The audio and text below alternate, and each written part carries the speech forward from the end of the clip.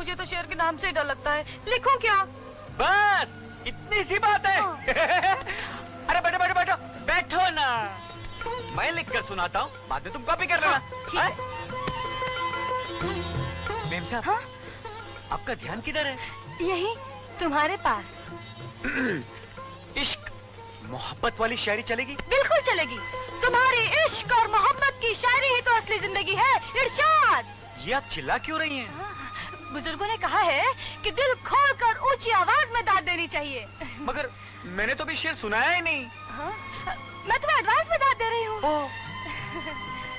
हाँ, अर्ज किया है, बर्बादियां बटोर कर सारे जहां की, जो कुछ न बन सका तो मेरा दिल बना दिया। अरे जानी जियो, बहुत अच्छे, जमे रहो। जमे रहो?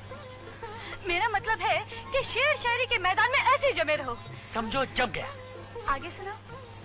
मैंने तो शेर पूरा ही नहीं किया। नहीं, मेरा मतलब है दूसरा वाला। दूसरा? हाँ। सुनाऊं? या रब कहीं से इश्क का बाजार भेज दे, दिल बेचता हूँ कोई खरीदार भेज दे। वाह, क्या शॉट मारा! शॉट? मेरा मतलब है क्या शेर मारा। शेर कहा, मैं तो पागल ही हो गई हूँ। आधा वर्ष, एक और शेर। लोग कहते हैं कि मैं तुमसे मोहब्बत करता हूँ, लोग कहते हैं कि मैं तुमसे मोहब्बत करता हूँ, मगर तुम जो कहती हो कि पागल हूँ, तो पागल ही सही। यार, इस पेले की औलाद को फुटबॉल सिखाया किसने? यार, तू हम लोग को डिस्टर्ब क्यों कर रहा है? तू देखता नहीं मैं कामनी के साथ? वही तो। वाह विजय वाह, तुमने तो कमाल ही कर दिया। तुम्हारी कंपनी में रहकर तो कोई मुर्दा भी जिंदा हो जाए, वरना आजकल कुछ लोग ऐसी सूरतें लेकर फिरते हैं कि कोई जिंदा भी देखे तो मुर्दा हो जाए। एक मिनट, सुना? Shut up. वैसे यहाँ कुछ बेहुदा खिलाड़ियों की वजह से शोर हो रहा है। बाकी के शेर कल सुबह सुनते हैं। हाँ, क्यों नहीं? हाँ, कॉलेज शुरू होने से पहले इसी जगह। आओगे ना? ये भी कोई पूछने की बात है? तुम बुलाओ और मैं नहीं आऊँ? तुम कहो तो मैं आज घर ही नहीं जाता, रात भर यहीं बैठकर सुबह का इंतजार करता हूँ। How sweet of you. अब मैं चलती हूँ, कल सुबह मिलते हैं। चलो मैं छोड़ाता हूँ, तू जा खेलना। आज का ये जाम हमारे दोस्त जगन के नाम, जिसने इंस्पेक्टर मोदक नाम के कांटे को हमारे रास्ते से हमेशा के लिए हटा दिया। साला धमकी दे रहा था कि मुलाकात कोर्ट में होगी। हंसो नहीं, कोर्ट में ही मुलाकात हो जाती अगर जगन इंस्पेक्टर दास की जगह किसी और पुलिस वाले के हाथ लग गया होता। किसी और के हाथ कैसे लग सकता था संपत साहब? जगन हर गैर कानूनी काम में मुझे अपने साथ रखता है, ताकि अगर वो कहीं फंस जाए तो मैं उसे बचा लूं, जैसे आज बचा लिया। सच पूछो तो अब मुझे चैन आया है। जब से इंस्पेक्टर मोदक की सूरत देखी, मेरा तो खाना पीना ही हराम हो गया था। जगन ने हम सबको बचा लिया, अब पीने का मजा आएगा। इस बात पर चीयर्स। चीयर्स। डैडी, आप लोग पीते ही रहेंगे या आकर खाना भी खाएंगे? बस बेटी, एक 15 मिनट और। 15 मिनट करते करते 3 बार खाना गर्म किया है। अब खाना मेज पर लग चुका है। आप लोगों को खाना है तो ठंडा ही खा लीजिए। मैं सोने जा रही हूँ। भाई सोच लो, कहीं ठंडा खाना खा के फंस ना जाए। वाह भाई वाह। नहीं, मुझे नाश्ता नहीं चाहिए माँ। मोटरसाइकिल नहीं? मतलब मुझसे पहले ही कॉलेज निकल गया। कोई बात नहीं बच्चू, आज भी शॉर्टकट से मैं तुझसे पहले ही पहुंचता हूँ।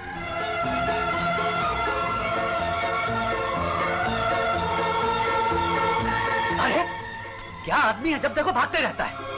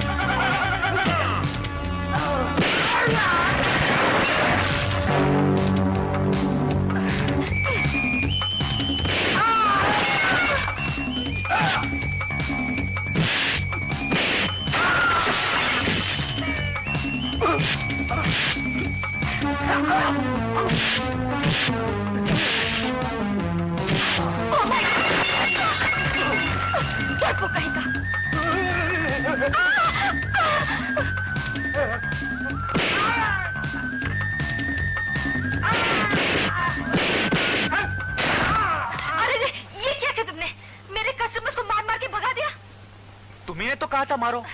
अरे फुलथ्रू, मैंने उन लोगों को तेरे को मारने को कहा था। मेरे को क्यों?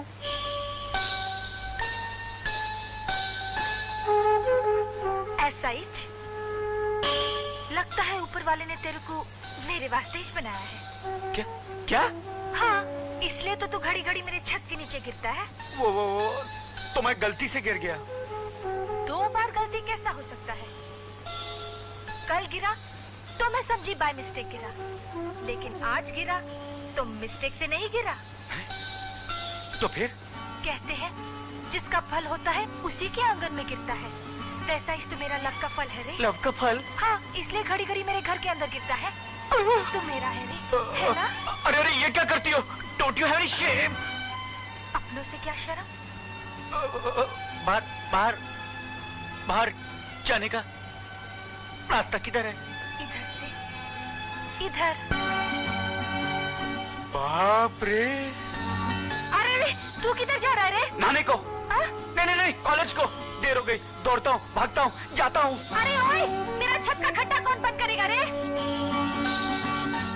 जब तीसरी बार गिरूंगा ना, तब बंद कर दूंगा। अरे सुन, मैं वो तीसरी बार का इंतजार करूंगी रे। साला। आओ संपत आओ। भाई तुमसे राय लेनी थी, इसीलिए तुम्हें बुलाया। हाँ बोलो। इस बिल्डिंग को देखने के बाद मेरे दिमाग में एक आइडिया आया। क्या? कि जब म्यूनिसिपल डिपार्टमेंट हमारे हाथ में है, तो क्यों ना उसका फायदा उठाया जाए। वो कैसे? इस 6 माले की बिल्डिंग पर अगर 4 माले और चढ़ा दिए जाएं, तो मुनाफा दुगना हो जाएगा।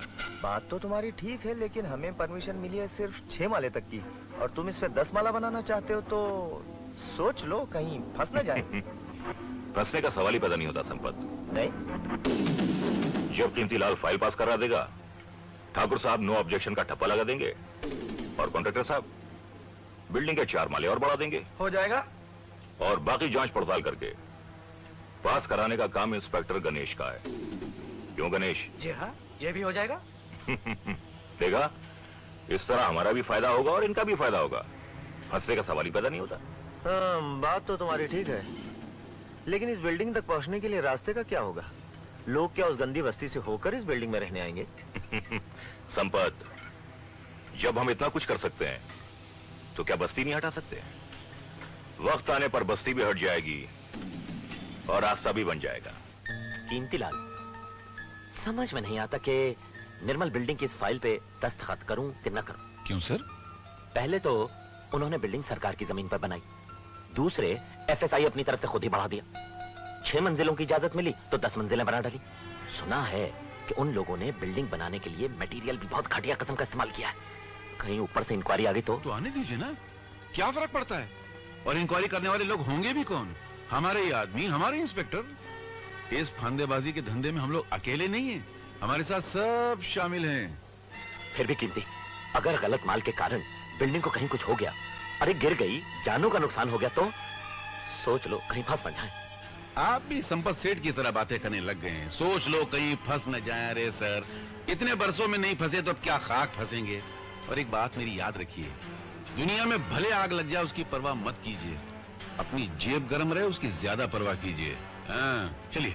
ठीक है, जैसी तुम्हारी मर्जी। हाँ।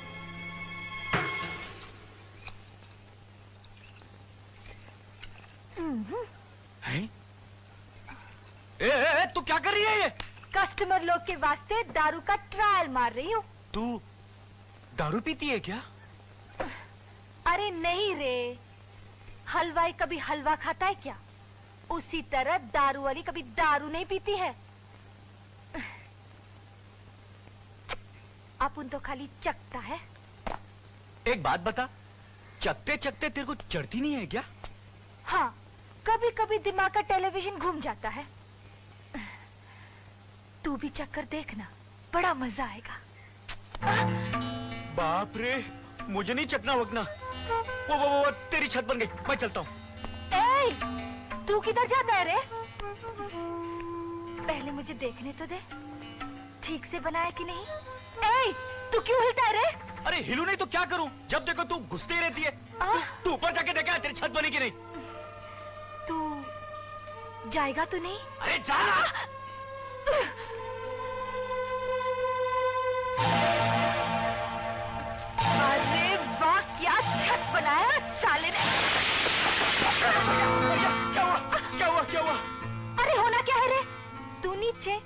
और मैं तेरे ऊपर।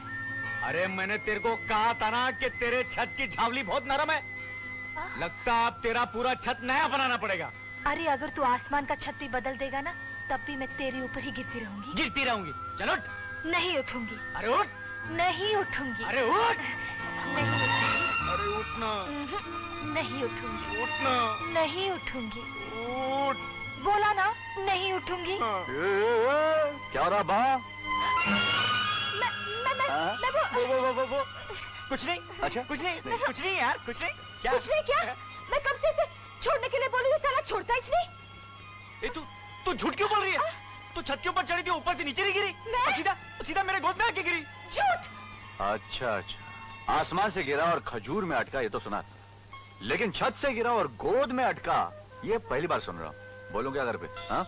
अच्छा तो अभी बकवास मत कर, बता काम क्या है? अरे भिड़ो, ये खुशखबरी देने आया हूँ। खुशखबरी?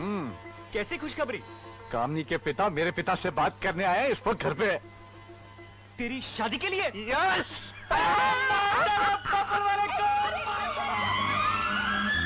तुम्हारे बेटे की हिम्मत कैसे हुई मेरी बेटी से प्यार करने की, उसे शादी करने का ख्याल अपने मन में लाने की? और तुम, अगर तुम्हारी ये तमन्ना है तो रोक लो अपने तमन्ना के कदम कीमती लाल। जमीन पर रहकर आकाश को छूने की कोशिश मत करो, इसका अंजाम ठीक नहीं होगा। अरे संपत सेठ, अब अकेले ही बोलते रहोगे या मुझे भी कुछ बोलने दोगे? मुझे तो मालूम ही नहीं था कि वो एक दूसरे से प्यार करते हैं। अच्छा, मेरे बेटे ने तो आपसे नहीं कहा ना कि वो आपकी बेटी से शादी करना चाहता है, आपकी बेटी ने आपसे कहा। और अगर आपकी बेटी ने कहा है तो उसका मतलब है कि दोनों एक दूसरे से प्यार करते हैं, और अगर करते हैं तो मेरा ख्याल है दोनों की शादी। बंद करो तुम। मैं यहाँ पर तुम्हें ताकीद करने आया, तुम उल्टे मुझसे शादी की बात कर रहे हो। अरे तुम्हारी हैसियत क्या कीमती लाल? एक मामूली नौकर की, एक मामूली क्लार्क की, जो हमारे फेंके हुए टुकड़ों पर पलता है। संपत सेठ, क्या? मैं आपके फेंके हुए टुकड़ों पर नहीं पलता हूँ, बल्कि आपसे अपनी मेहनत की कीमत वसूल करता हूँ। जो कुछ भी हो, फिर भी तुम हमारे नौकर हो और हमेशा हमारे नौकर रहोगे। हमारे रिश्तेदार कभी नहीं बन सकते, और ये बात अच्छी तरह से याद रखना कीमती लाल, याद रखना।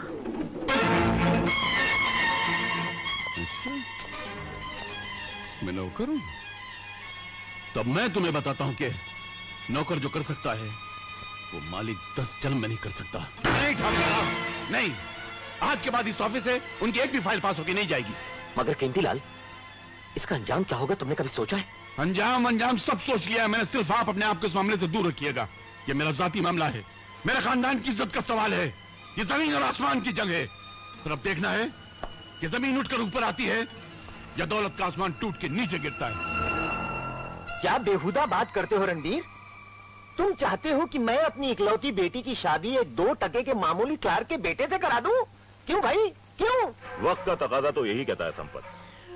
बेटा, बेटी, औलाद, प्यार, मोहब्बत, ये सब गरीबों की दुनिया के ढकोसले हैं।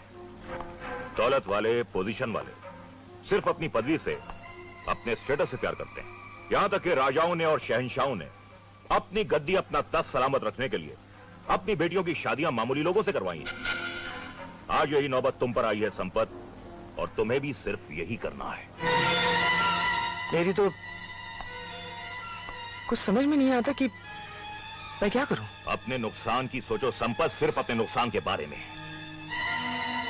अगर फाइलें पास नहीं हुई ना, तो हमारा करोड़ों का नुकसान हो जाएगा, हमारी सारी दौलत खत्म हो जाएगी, कर्जों का बोझ सर पर आ जाएगा।